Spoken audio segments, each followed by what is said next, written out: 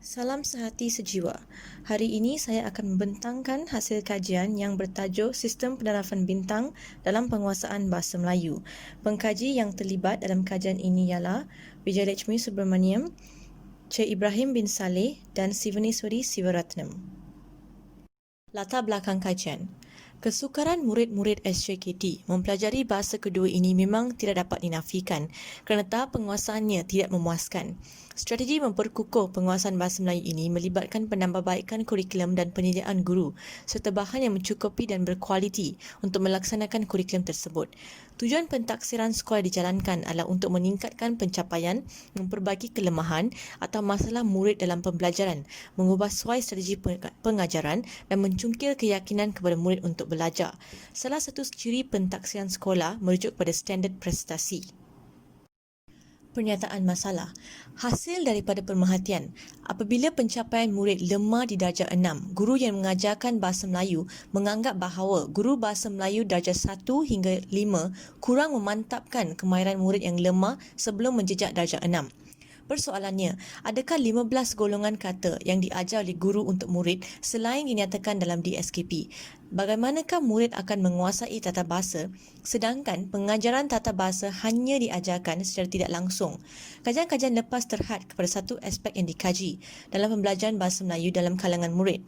Hal ini memberikan lompang kepada pengkaji untuk mengenal pasti dan menganalisis penguasaan golongan kata bahasa Melayu tahap 1. Dan murid-murid darjah 1 terus dihantar ke darjah 2 berdasarkan ujian tanpa menilai sama ada mereka menguasai atau tidak menguasai kemahiran bahasa Melayu. Persoalan dan objektif kajian. Yang pertama, sejauh manakah penguasaan golongan kata bahasa Melayu tahap 1?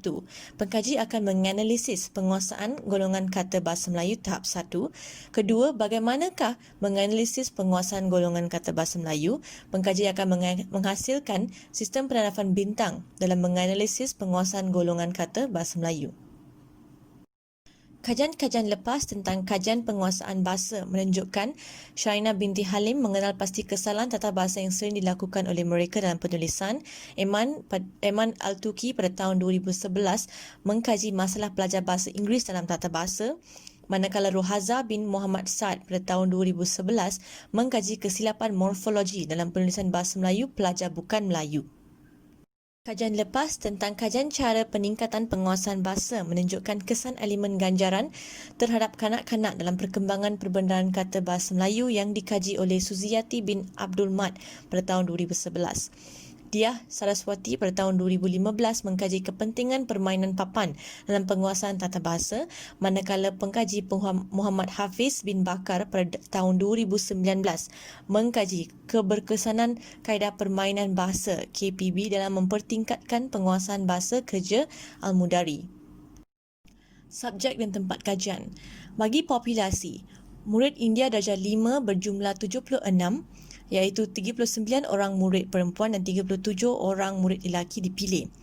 Seramai 50 orang murid dipilih sebagai sampel kajian. Kajian ini dijalankan di SJKT Serdang, Selangor. Kaedah kajian merangkumi kepustakaan, tinjauan, pemerhatian dan temu bual. Manakala alat kajian yang digunakan dalam kajian ini ialah ujian penilaian kemahiran tata bahasa dan borang soal selidik. Teori kajian yang digunakan dalam kajian ini ialah model Kite-Slavin 1994 yang berdasarkan model input-output. Model Kite-Slavin ini mengatakan bahawa pengajaran guru yang berkesan dipengaruhi oleh 4 faktor, iaitu kualiti pengajaran, kesesuaian aras pengajaran, insentif dan masa, manakala output ialah peningkatan dalam pencapaian akademik murid.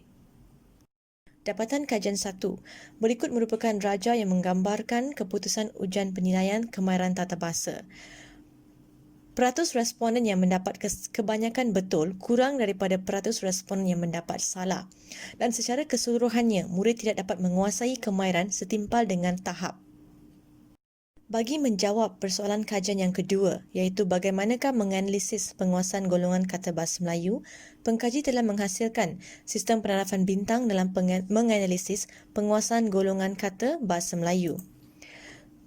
Tujuan menghasilkan sistem ini adalah untuk mendapatkan data atau maklumat untuk mengenal pasti potensi pencapaian murid dalam penguasaan sistem tata bahasa.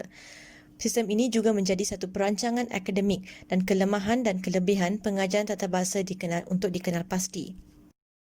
Fungsi-fungsi sistem penarifan bintang merupakan pembahagian sistem tahap 1 berdasarkan ujian bulanan.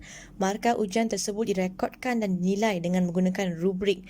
Skala yang dibina itu dipadankan pula dengan markah yang diperoleh dan skala tersebut mewakili bintang. Prestasi murid dapat dinilai secara berterusan apabila melangkah ke peringkat atas.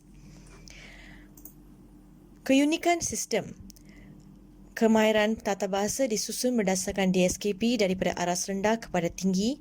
Terdapat kesinambungan atau ulangan aspek tata bahasa dari satu tahun ke tahun yang berterusannya. Kekurang pendedahan di rumah mengambil masa untuk mendalami sesuatu komponen tata bahasa. Tambahan pula penguasaan murid sering dinilai dan direkod daripada ujian tata bahasa yang dilakukan setiap bulan dengan memberikan bintang berdasarkan markah yang diperoleh. Kesimpulannya, kemahiran sistem tata bahasa tahap 1 kurang dimantap dalam kalangan murid tahap 2. Murid terus dihantar ke darjah 2 seterusnya tanpa dimantapkan kemahiran sistem tata bahasa. Dapatan kajian ini menyokong model Slavin dan pendedahan perlu diberikan daripada peringkat awal dan pemantapan kemahiran perlu berterusan. Setakat ini sahaja pembentangan saya pada hari ini. Sekian, terima kasih.